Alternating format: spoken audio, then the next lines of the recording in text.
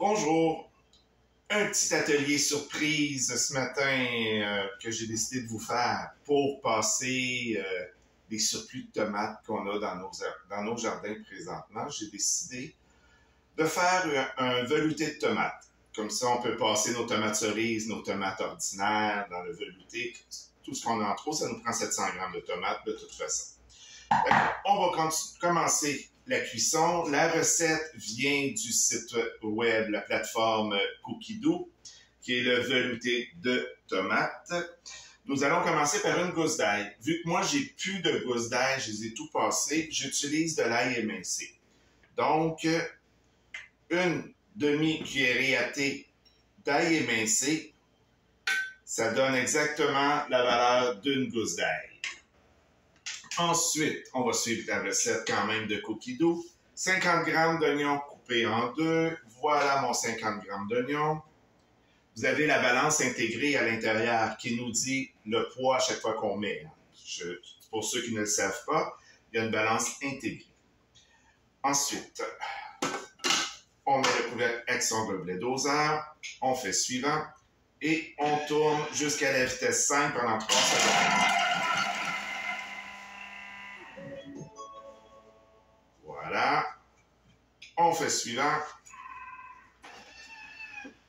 Maintenant, il faut rentrer le bord du bol pour descendre les oignons et l'ail au fond du bol.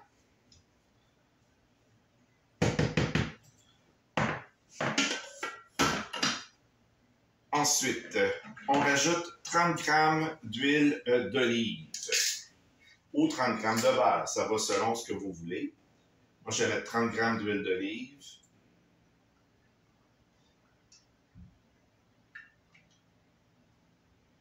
Et voilà.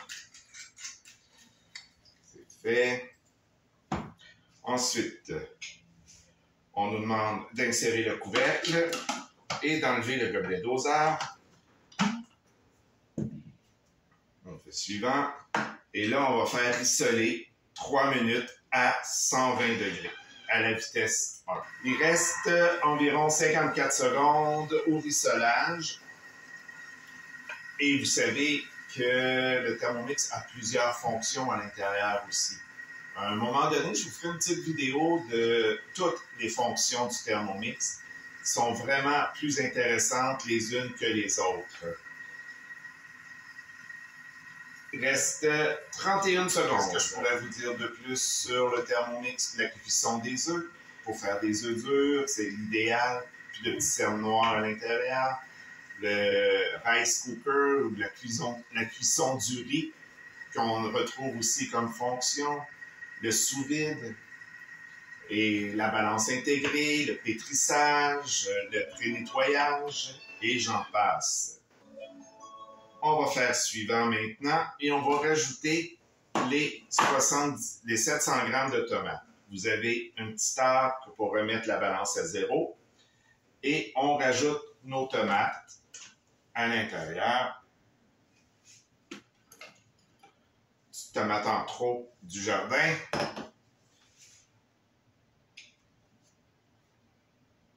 Ensuite, il demande un 70 g de concentré de tomate.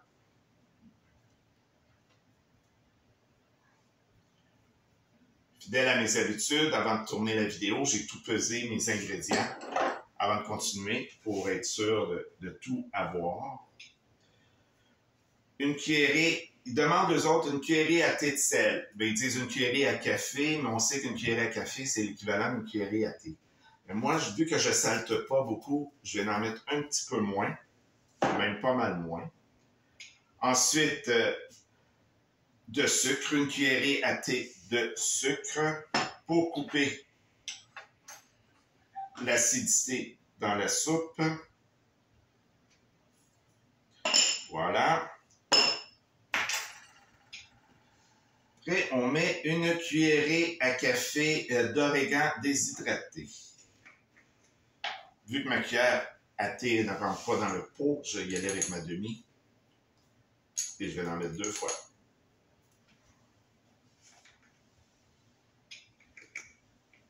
Après ça, on insère le couvercle avec le gobelet doseur.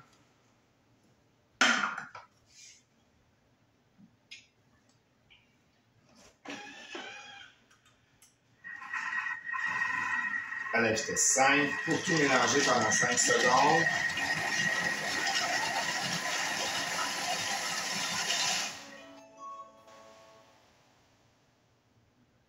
On fait suivant.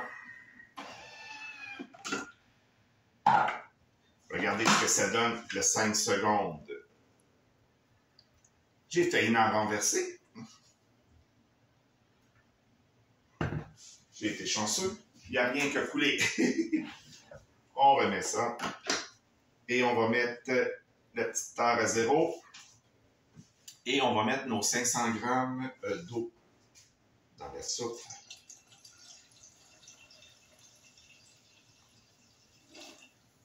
Vous savez que l'eau est le seul liquide que en millilitres et en grammes, c'est exactement la même chose. Donc, 500 grammes d'eau, c'est 500 millilitres d'eau. On continue. Un fond de légumes, je vais aller le chercher. Parce que je le garde au congélateur, mon fond de légumes, que j'ai fait moi-même avec le Thermomix. C'est une cuillerée à café de fond de légumes. Donc, une cuillerée à thé, comble, de fond de légumes.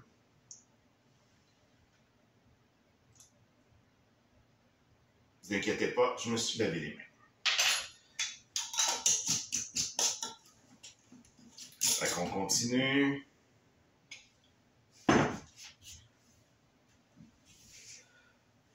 On nous dit d'insérer le gobelet doseur, le couvercle, puis remplacer le gobelet doseur par le panier de cuisson. On met sur le dessus. Suivant. Et on tourne 15 minutes, 100 degrés, vitesse 2. Je vous reviens dans la quinzaine de minutes. Bon, il reste 22 secondes à la cuisson. Après ça, ils vont nous demander de mettre de la crème fraîche. Moi, j'ai une intolérance au lactose, ce que je remplace la crème fraîche par de la crème à cuisson sans lactose. Puis ça fait aussi bien la job et la soupe est aussi bonne que si on avait mis de la crème fraîche. On passe à l'étape suivante. On enlève le panier.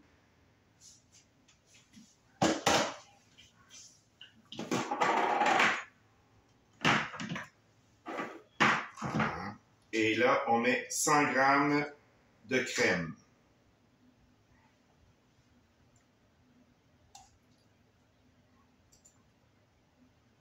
Ça sera...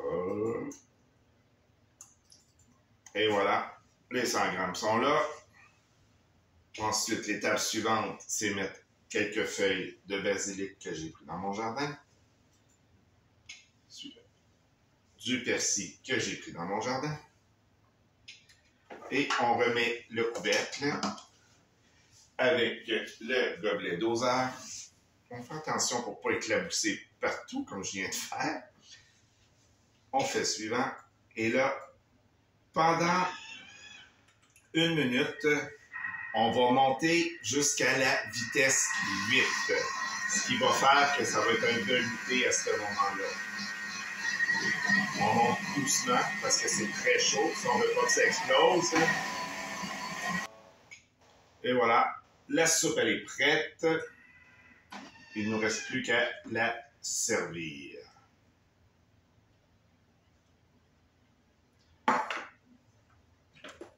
On va verser dans un bol.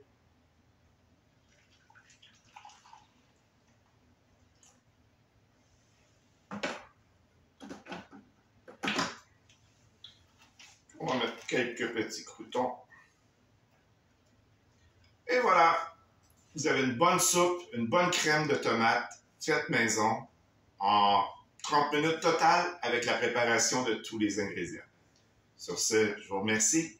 Et n'oubliez pas, vous pouvez vous abonner à ma chaîne YouTube en allant dans le coin ici en bas. Vous avez un petit icône avec ma photo. Vous passez dessus, ça va être marqué s'abonner. Vous cliquez là-dessus, vous allez pouvoir vous abonner. Ou rendez-vous sur ma page Facebook Cuisiner avec son robot mix pour savoir les vidéos qui s'en viennent. Merci. Au revoir.